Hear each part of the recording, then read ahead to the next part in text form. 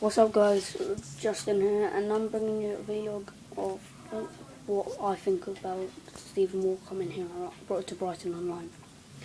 I think he would have been a good signing like a year or so ago, but he's got old. It's the same with Keith Andrews. I think they were good signings, but they're just not anymore.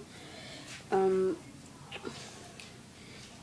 think Kelly and that other Mushkara, I'm not sure how you do pronounce his name,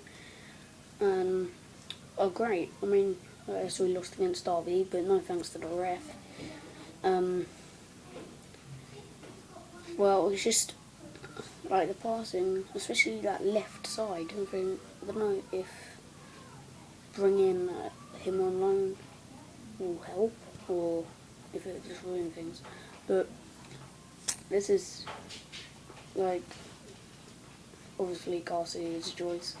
Just let me know what you think about it. If you think it's a good signing or a terrible signing. Remember to like, rate and subscribe, and remember to comment what you think of him. Thanks for watching. Goodbye.